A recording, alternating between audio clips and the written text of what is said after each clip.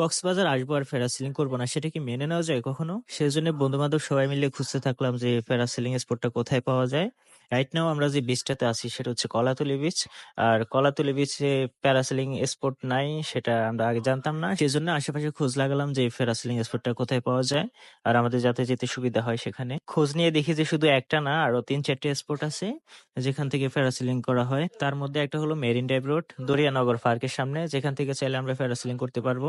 Actually এটাই আমাদের Kolatoli beach থেকে খুব কাছে। আপনি চাইলে ডলফিন মোড় থেকে মাত্র ২০ টাকা বাড়ায় স্পটে চলে আসতে পারেন। আমরা যেহেতু বন্ধু-বান্ধব ৫-৬ জন মিলে আছি, তাই আমরা একটা অটো ঠিক করে নিয়ে আসলাম মাত্র ১০০ টাকায়।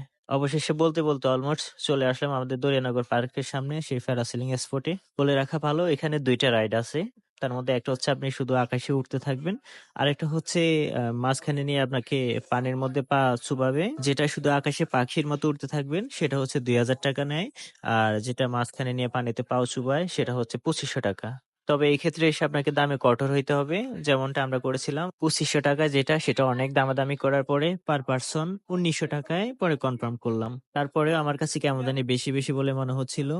কেন মনে হচ্ছিল তার কারণটা ভিডিও শেষের দিকে বলতেছি। আমার আবার কোনো কাজের দেরি এমনিতেই সহ্য হয় না। তাই টিকিট সংগ্রহ করার পরপরই দৌড় দিয়ে ছুটে গেলাম প্যারাসেলিং এর উদ্দেশ্যে। অবশ্য প্যারাসেলিং করার নিয়মাবলীগুলো ওখানে কর্মরত লোকেরা আপনাকে প্যারাসেলিং করার পূর্বেই বুঝিয়ে বলবে। আপনাকে just step by step rules গুলা ফলো করলেই হবে। আর এদিকে আমাকে বুঝাইতে বুঝাইতে আমার সিরিয়াল চলে আসলো। তাই দেরি না করে তাড়াতাড়ি কোমরে সিট বেল্ট বেঁধেই উঠে পড়লাম প্যারাসেলিং ড্রাইভে। যদিও প্রথম প্রথম একটু ভয় লাগতেছিল, তারপরেও জীবনে প্রথমবারের মতো মুক্ত আকাশে ওঠার অভিজ্ঞতা হলো। উঠতেছিলাম আর ভাবতেছিলাম, ইস, মানুষেরও যদি পাখিদের মতো উড়ার জন্য দুটি ডানা থাকতো। তার পরক্ষণেই মনে পড়ে গেল যে সৃষ্টিকর্তার পরিকল্পনাই সবচেয়ে বড় পরিকল্পনা। উনি যা করেন ভালোর জন্যই করেন। এমনিতেই মানুষের অপকর্মে শেষ নেই, আর ওড়ার জন্য ডানা দুটা থাকলে না জানি আবার কোন নাশকতা করে বেড়াইতো। যাই হোক, ওইসব ভাবতে ভাবতে সমুদ্রের কিনার থেকে প্রায় ২.৫ থেকে ৩ কিলো মাঝে চলে আসলাম। একদিকে বাতাসের প্রচুর শব্দ, আরেকদিকে সমুদ্রের গর্জন। অবশ্য ভালোই লাগতেছিল। মনে মনে ভাবতেছিলাম যে এভাবে সারাদিন উঠতে থাকলে কতই না ভালো হইতো।